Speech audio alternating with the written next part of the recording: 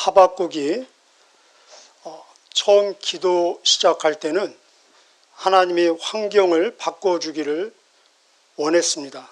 그런데 마무리 때는 하나님이 하박국을 변화시켜 주시는 모습을 볼 수 있습니다. 처음 기도 시작할 때는 조급한 마음으로 탄원으로 시작하지만 기도의 마무리는 찬양을 통해서 감사와 감격을 드리며 절대 기쁨의 노래로 마무리하는 것을 볼 수 있습니다. 우리의 기도도 어떻게 시작하든지 마무리는 절대 기쁨의 노래가 되시기를 축복합니다. 오늘 11절부터 15절까지는 역사를 통해서, 과거 역사를 통해서 하나님이 일하신, 특별히 공의와 정의를 실현하시는 하나님을 회상하고 있습니다. 우리도 우리의 민족을 위해서 또 내 개인, 가족을 위해서 어떻게 일하셨는지 과거를 회상해 보는 것이 큰 힘이 될 것입니다. 그래서 11절에 보면은 해와 달이 멈췄다. 우리 여호수아 10장에서 우리 보셨죠? 그리고 12절에는 땅을 밟으시며 여호수아에게 네가 밟는 모든 땅을 다 주겠다. 그 말씀이 있었습니다.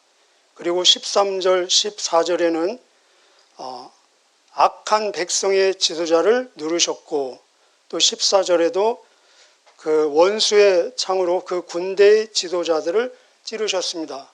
우리 여호수아에서 31명에 해당하는 그 왕들을 무찌르는 장면 우리 기억하실 것입니다. 15절은 바다를 지나시고 바다의 길을 만드신 하나님, 홍해 사건 우리 잘 기억하고 있습니다. 16절 한번 읽으실까요? 시작. 이 모든 것을 들으니 내 몸이 떨립니다. 그 소리를 들으니 내 입술이 떨립니다. 내 뼈에 힘이 빠지고 다리가 후들거립니다. 그러나 나는 우리를 치러 오는 백성에게 닥칠 재앙의 날을 참고 기다리겠습니다. 하나님의 정확한 공의, 심판은 우리에게 두려움을 주면서 동시에 소망, 격려를 줍니다. 그래서 특별히 이 전쟁을 통한 하나님의 공의의 심판을 생각할 때는 자기의 입술과 마음 또 몸의 떨림과 막 뼈가 마르고 그런 다리가 후들거리는 그런 두려움이 있지만 동시에 또 참고 기다리는 그런 인내 가운데 소망하는 모습을 볼 수 있습니다. 17절 보면은 우리 이 내용 잘 아시죠? 없고 6번 아무것도 없는 것처럼 보입니다. 이 극한의 결핍, 여기에 없는 것은 다 없어도 되고 있어도 되는 그런 것들이 아니라 사실은 생필품입니다. 다 음식과 관련된 생필품인데 이런 것들이 없는 이 절대 결핍, 부족 상황 속에서도 나는 기뻐하겠다. 그런데 여기 없는데 모든 것이 없는 것처럼 보이는데 한번 나중에 자세히 보시기를 바랍니다. 사실은 있는 것이 있습니다. 17절에 무화과 나무에 무화과도 없고 포도나무에 포도도 없고 올리브 나무에 거둘 것이 없고 열매는 없는데 나무는 있지 않습니까? 또 밭에 거둘 곡식이 없고 곡식은 없는데 밭은 있지 않습니까? 우리의 양이 없고 애양간에 소가 없고 가축은 없지만 그 우리와 또 애양간은 있습니다. 여전히 아무것도 없는 것처럼 보이는 상황 속에서도 소망이 있다는 것입니다. 우리는 경험적으로 알 수 있죠. 많은 것들을 가지고 있음에도 불구하고 기뻐하지 못하는 사람들, 심지어 물론 흔한 예는 아니지만 극단적인 선택을 엄청나게 보통 사람들이 생각하기에는 엄청난 것들을 가지고 있는 사람이 극단적인 선택을 하는 그런 경우도 가끔 있지 않습니까? 또 그런가 하면은 도저히 아무것도 없는 것처럼 보이는 사람이 기뻐하는 모습도 볼 수 있습니다. 우리 예수님께서는 죽음을 앞에 두시고도 기쁨으로 가득 찬 모습. 그래서 요한복음 15장에 보면은 내 기쁨이 너희 안에 있고 너희 기쁨이 충만하기를 원한다. 17장 우리를 위한 대제사장으로 중보기도 해주실 때도 나의 기쁨이 저들 안에 가득하기를 충만하기를 기도합니다. 이렇게 기도해 주시는 모습을 볼 수 있습니다. 바울도 그렇지 않습니까? 감옥에 있는데 뭐가 있겠습니까? 그런데 주 안에서 항상 기뻐하라. 내가 다시 말하노니 기뻐하라. 그래서 오늘은 이 절대 기쁨의 노래 우리 한번 같이 한번 해보실까요? 절대 기쁨. 기쁨은 감정이고 느낌이죠. 그러나 명령입니다. 우리 데살로니가전서 5장 16절에 항상 기뻐하라. 하나님이 너희가 늘 기뻐하기를 내가 원한다. 이렇게 축복이 아니라 명령입니다. 항상 기뻐하라. 그래서 기쁨은 선택입니다. 그리고 의지적인 결단이라는 것입니다. 우리가 어떻게 상황과 전혀 상관없이 어떻게 이런 절대 기쁨을 소유하고 절대 기쁨으로 승리할 수 있을 것인가. 오늘 본문은 세 가지 절대 기쁨의 근거 이유를 우리에게 제시해 주고 계십니다. 첫째는 하나님으로 인해서 기뻐하라는 것입니다. 우리 18절 전반전에 보면은 나는 여호와 때문에 기뻐하겠습니다. 여기까지 한번 읽어보실까요? 시작. 나는 여호와 때문에 기뻐하겠습니다. 하나님 존재 자체가 기쁨의 근원 이유가 된다는 것입니다. 하나님이 나를 기쁘게 만드시고 하나님 안에서 기쁨이 있고 하나님 때문에 기쁨이 있고 하나님에 의해서 기뻐할 수 있다는 것입니다. 여러분 그런 경험 있지 않습니까? 어떤 존재 그 자체가 나에게 기쁨을 주었던, 우리가 어렸을 때는 엄마가 있는 그 자체가 위안이 되고 힘이 되고 기쁨이 된 경험이 있지 않습니까?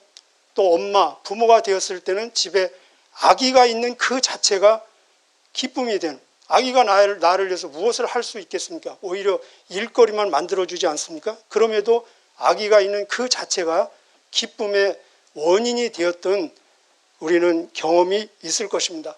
사랑하는 사람이 있는 그 자체가 기쁨의 원인이 될 수도 있고, 우리가 청소년 때 그 사람은 나를 알지도 못하는데 내가 알고 있는 어떤 이 슈퍼스타가 있는 그 자체가 기쁨의 원인이 될 수도 있고, 심지어 물건도 내가 좋아하는 어떤 물건이 있는 그 자체가 기쁨의 원인이 됐던 때도 있었을 것입니다.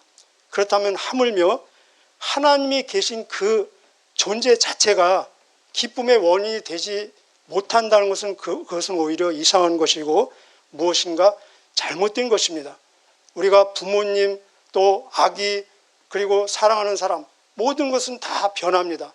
그런데 하나님은 회전하는 그림자도 없으시고 절대 변함이 없으신 하나님이 계신 그 자체가 우리의 절대 기쁨의 충분한 이유가 된다는 것입니다. 자, 두 번째는 이 하나님이 나에게 누구가 되시고 나를 위해서 무엇을 하셨는가가 절대 기쁨의 이유가 된다는 것입니다.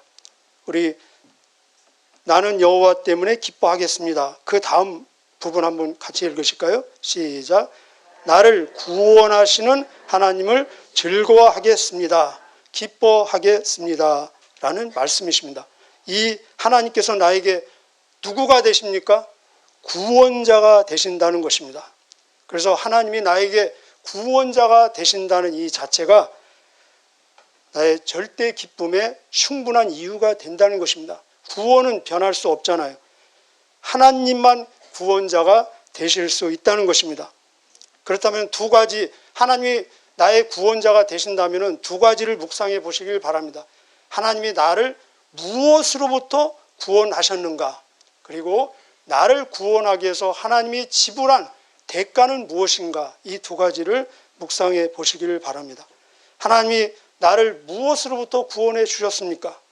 근본적으로는 죄로부터 구원해 주시고, 죽음으로부터 구원해 주시고, 사탄으로부터 구원해 주시고, 지옥의 멸망으로부터 구원해 주시고, 악으로부터 구원해 주시고, 지금도 여전히 우리의 삶 속에서 시련과 유혹과 도전과 문제로부터 계속해서 구원해 주고 계시지 않습니까? 그런데 이 하나님께서는 우리를 이 엄청난 구원해 주시기 위해서 어떤 대가를 지불해 주셨습니까? 그냥 공짜로 하늘에서 그냥 구원해 주신 것이 아니라 엄청난 대가를 지불해 주셨다는 것입니다. 하나님께서는 우리를 구원해 주시기 위해서 친히 사람이 되셨습니다. 사람도 왕이 아닌 죄인의 모습으로. 그래서 아들을 낳으리니 그 이름을 예수라 하라. 그 예수의 뜻이 구원자라는 뜻입니다. 그리고 저와 여러분이 겪을 수 있는, 경험할 수 있는 모든 유혹을, 시험을 다 겪어보셨습니다. 그래서 우리를 이해하시는데 체험을 통해서 우리의 연약함과 허약함을 체험을 통해서 알고 계시다는 것입니다. 그리고 우리를 위해서 죽어주시고 부활해 주시고 승천해 주시고 지금도 우리를 위해서 중보해 주고 계시지 않습니까? 로마서 8장 34절에 보면은 누가 우리를 정죄하리요? 구원의 반대가 정죄잖아요. 누가 우리를 정죄하리요? 죽으실 뿐 아니라 다시 살아나신 이는 그리스도 예수시니 그는 하나님 우편에 앉아 계신 자요 우리를 위해서 항상 중보하시느니라. 히브리서 7장 25절에 보면은 그가 자기를 통해서 하나님께 나가는 자는 반드시 구원하실 수 있으니 이는 그가 항상 살아서 우리를 위해서 중보 간구하심이니라 라고 말씀하고 계십니다. 그래서 하나님이 우리를 구원하신 이 구원은 어떤 생각, 관념이 아니라 실제이고 역사적인 사건이고 지금도 여전히 유효한 능력이라는 것입니다. 세 번째, 우리는 어떻게 절대 기쁨을 가질 수 있는 근거가 있겠습니까? 바로 하나님이 공급해 주시는 힘으로 우리는 절대 기쁨을 누릴 수 있다는 것입니다. 우리 19절 한번 읽어보실까요? 시작. 주 여호와는 나의 힘이십니다. 내 발을 사슴의 발과 같게 해 주셔서 가파른 산 위에서도 다닐 수 있게 하십니다. 이 노래는 음악 지휘자를 따라서 내 수금에 맞춘 것입니다. 아멘. 여기 가파른 산은 높은 산을 말하고 있습니다. 그렇습니다. 하나님께서는 우리에게 모든 문제를 이길 수 있는 힘을 제공해 주시고 이미 승리를 보장해 주셨다는 것입니다. 우리 로마서 8장 37절 아시죠? 그러나 이 모든 일에 우리를 넉넉히 이기게 하시는 그분 안에서 우리는 승리한다. 우리는 모든 것을 넉넉히 이기느니라 라고 말씀하고 계십니다. 하나님께서는 우리의 문제를 해결해 주시는 경우도 있고 또 그 문제를 이길 수 있는 힘을 주셔서 해결케 해 주시는 경우도 있다는 것입니다. 여기 가파른 산, 높은 곳에 이르게 한다. 우리 이사야서 40장 31절 다 아시죠? 주를 앙마하는 자에게는 새 힘을 주시리니 독수리 날개치며 올라감 같을 것이요. 달려가도 곤비치 않고 걸어가도 피곤치 않게 하실 것이다. 여기 높은 산, 가파른 산에 이르게 한다는 말씀은 무슨 말씀일까요? 우리 19절 다시 한번 읽겠습니다. 오늘 받으시는 살아 역사하는 하나님의 말씀으로 받으시기 바랍니다. 19절 시작. 주 여호와는 나의 힘이십니다. 내 발을 사슴의 발과 같게 해 주셔서 가파른 산 위에서도 다닐 수 있게 하십니다. 이 노래는 음악 지휘자를 따라서 내 수금에 맞춘 것입니다. 아멘. 기도가 절대 기쁨의 노래가 되는 모습을 볼 수 있습니다. 높은 산, 높은 곳에 걷게 하신다는 것은 우리 높은 곳에 올라가 본 경험 있으시죠? 그죠? 높이 올라가면 올라갈수록 눈에 보이는 문제는 적어지지 않습니까? 잘 안 보이지 않습니까? 하나님이 가까워지고 하나님이 크게 보인다는 것입니다.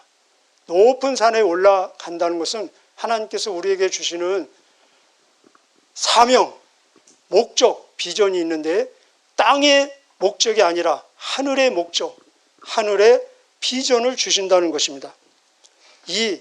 여러분은 하나님이 주신 목적이 있으시죠? 있으십니까? 하나님이 주신 비전이 있으시죠?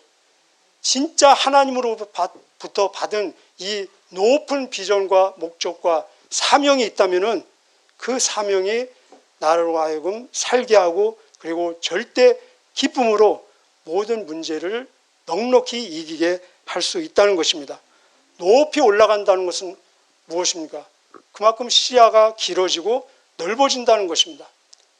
길게 보고 그리고 넓게 보고 결국 그래서 우리는 미래에서 지금 현재를 볼 수 있다는 것입니다. 더 나아가서 영원의 관점에서 지금 현재를 보고 지금 현재를 해석할 수 있다는 것입니다. 이 말씀이 로마서 8장 28절의 말씀입니다. 우리가 알거니와 하나님께서 자기를 사랑하는 자를 위해서 이 모든 일을 합력해서 선을 이루시느니라. 로마서 8장 28절 우리가 알거니와 하나님을 사랑하는 자 곧 그 뜻대로 부르심을 입은 자들에게는 모든 것이 합력해서 선을 이루느니라. 우리가 높이 올라갔을 때 미래에서 하나님의 관점에서 영원 관점에서 지금 이 시점을 바라보고 해석하고 또 이해할 수 있다는 것입니다. 이때 우리는 하나님이 주시는 절대 기쁨으로 승리할 수 있다는 것입니다. 오늘도 이 절대 기쁨으로 승리하시는 저와 여러분 되시기를 축복합니다.